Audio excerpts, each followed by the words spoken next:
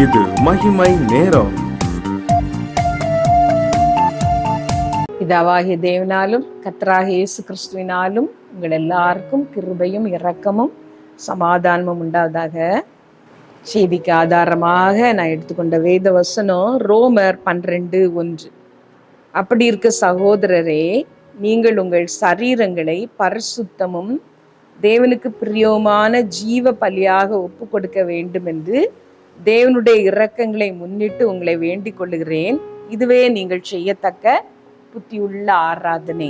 ஆராதனை என்றால் என்ன என்று சொல்லி, என்ன ஆராதனைலாம் நாம் செய்ய முடியும் ஆண்டவருக்கு என்று சொல்லி இந்த வாரத்திலே நாம் தியானித்து வருகிறோம். இந்த நாளிலே நாம் பார்க்க போகிறது புத்தியுள்ள ஒரு ஆராதனை. வேதவசனம் சொல்லுகிறது, நீங்கள் உங்கள் சரீரங்களை பரிசுத்தமும் தேவனுக்கு பிரியமான ஜீவ பலியாக ஒப்பு கொடுக்க வேண்டும் என்று தேவனுடைய இரக்கங்களை முன்னிட்டு உங்களை வேண்டிக் கொள்ளுகிறேன். இதுவே நீங்கள் செய்யத்தக்க புத்தியுள்ள ஆராதனை. இது ஒரு ஆராதனை, புத்தியுள்ள ஒரு ஆராதனை. நம்முடைய சரீரங்களை ஆண்டவருக்கு ஜீவ பலியாக ஒப்பு கொடுப்பது. சரீரத்தை பற்றி நாம் ரொம்ப அக்கறைப்படுகிறோம். இந்த சரீரத்தை அழகாக வைத்துக் கொள்வதற்காக, இதை பலமாக திடகாத்திரமாக வைத்துக் கொள்வதற்காக எவ்வளோ பிரயாசங்களை நாம் எடுக்கிறோம், பயிற்சிகளை மேற்கொள்கிறோம். தினமும் நடக்க வேண்டும் என்று சொல்லி மருத்துவர் சொன்னால் ஒழுங்காக நாம் நடக்கிறோம். இல்லை, இதை அழகாக வைத்துக் கொள்வதற்கு அதை போட்டால் நன்றாக இருக்கும், இதை உபயோகித்தால் நன்றாக இருக்கும் என்று விளம்பரங்களை பார்க்கும் பொழுது அதெல்லாம் நாம் முயற்சி செய்து பார்க்கிறோம். ஆனால் ஆண்டவருடைய வார்த்தை சொல்லுகிறது, இந்த சரீரத்தை தேவனுக்கு நாம் ஜீவ பலியாக ஒப்பு கொடுப்பது ஆண்டவருக்கு செய்கிற ஒரு புத்தியுள்ள ஆராதனை என்று சொல்லி வேத வசனம் சொல்லுகிறது. சரீரத்துக்காக உலக காரியங்களிலே, உலக பிரகாரமான காரியங்களிலே நாம் முயற்சி எடுப்பதை பற்றி வேதத்துல நாம் பார்க்கும் பொழுது கொலோசியர் 2ஆம் அதிகாரத்திலே ஒரு வசனம் சொல்லுகிறது. நான் வாசிக்கிறேன் அதை. மனுஷருடைய கற்பனைகளின்படியும் போதனைகளின்படியும் நடந்து தொடாதே, ருசி பாராதே, தீண்டாதே என்கிற கட்டளைகளுக்கு உட்படுகிறதுன்ன இவையெல்லாம் அனுபவிக்கிறதுனால் அழிந்து போகுமே. இப்படிப்பட்ட போதனைகள் சுய இஷ்டமான ஆராதனையையும் மாயமான தாழ்மையையும் சரீர ஒடுக்கத்தையும் பற்றி ஞானம் என்கிற பெயர் கொண்டிருந்தாலும் இவைகள் மாம்சத்தை பேணுகிறதற்கே ஒழிய மற்றொன்றிற்கும் பிரயோஜனப்பட மாட்டாது.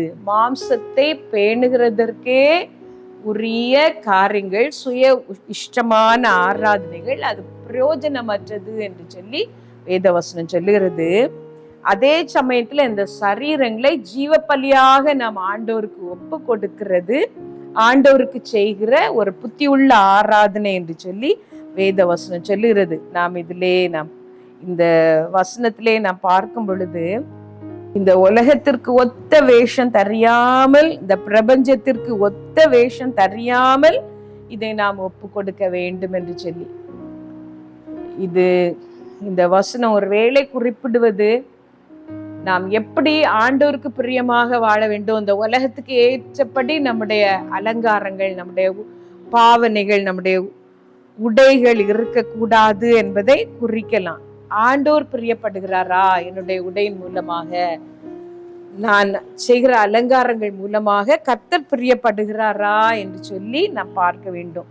சரீரத்திற்கு, உலகத்திற்கு ஒத்த வேஷம் தெரியாமல் தேவன் பிரியப்படுகிற விதத்திலே நம்முடைய சரீரத்தை நாம் பேண வேண்டும் என்று சொல்லி வேத வசனம் சொல்லுகிறது. ஏனென்றால் ஆண்டோர் பார்ப்பது இந்த புறம்பான அலங்காரத்தை அல்ல, உள்ளான மனுஷன் எப்படி இருக்கிறான் என்று சொல்லி ஆண்டவர் பார்க்கிறார் என்று வேதத்துல நான் வாசிக்கிறோம். 1 பேதுரு 3ஆம் அதிகாரம் 3வது வசனத்தை நான் வாசிக்கிறேன். மயிரை பின்னி பொன்னாபரணங்களை அணிந்து உயர்ந்த வஸ்திரங்களை உடுத்திக் கொள்ளுதலாகிய புறம்பான அலங்கரிப்பு உங்களுக்கு அலங்காரமாய் இராமல் அழியாத அலங்கரிப்பாய் இருக்கிற சாந்தமும் அமைதலும் உள்ள ஆவியாகிய இருதயத்தில் மறைந்திருக்கிற குணமே உங்களுக்கு அலங்காரமா இருக்க கடவுது. அதுவே தேவனுடைய பார்வையில் விலையேற பெற்றது. புறம்பான அலங்காரத்தை பற்றி வேதவசனம் சொல்லுகிறது.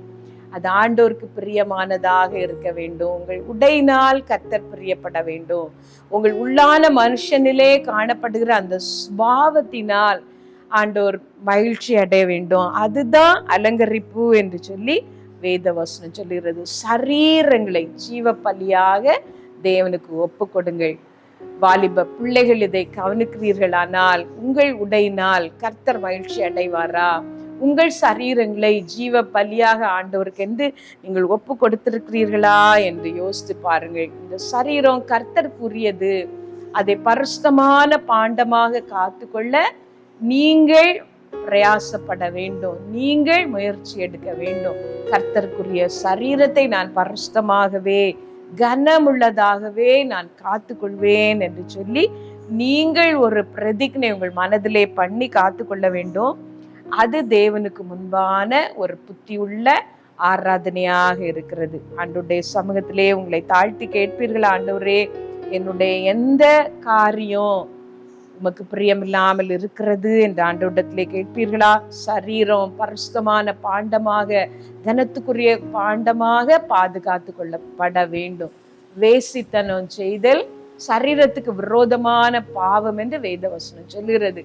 வால வயதின் பாவங்கள் எலும்புகளோடு ஒட்டி கொள்ளும் என்று வேதவசனம் சொல்லுகிறது. இந்த பாவங்கள் நம்முடைய சரீரத்தின் சுகத்தையும் ஆரோக்கியத்தையும் கெடுக்கிறது மாத்திரமல்ல, கர்த்தருக்கென்று நாம் காத்து கொள்ள வேண்டிய அந்த ஆராதனையை அது அவமாக்கி போடுகிறது என்று நாம் அறிகிறோம். ஆண்டவருடைய சமூகத்திலே உங்களை தாழ்த்தி, ஆண்டவரே, என்னை நான் ஒப்பு கொடுக்கிறேன். ஆண்டவரே, வானத்தையும் பூமியும் உடையவராகிய நீர், வானங்களும் வானாதி வானங்களும் கொள்ளாத நீர், உம்முடைய மகிமை, வான மகிமை, தேவ தூதர்கள் ஓயாமல் போற்றுகிற அந்த மகிமையை துறந்து மனுஷனாக எனக்காக வந்தீர். ஒரு மனுஷனாக நீர் எனக்காக வாழ்ந்தீர். நீர் எல்லாவற்றையும் எனக்காக துறந்து ஒரு மனுஷனாக இந்த உலகத்திலே வாழ்ந்திருக்கும் பொழுது கர்த்தாவே, நான் எவ்வளவாக என்னை தாழ்த்த வேண்டியது அவசியமா இருக்கிறது. உமக்கு முன்பாக என்னுடைய சரீரத்தை கனமுள்ள பாத்திரமாக நான் காத்து கொள்ள வேண்டியது எவ்வளவு அவசியமா இருக்கிறது.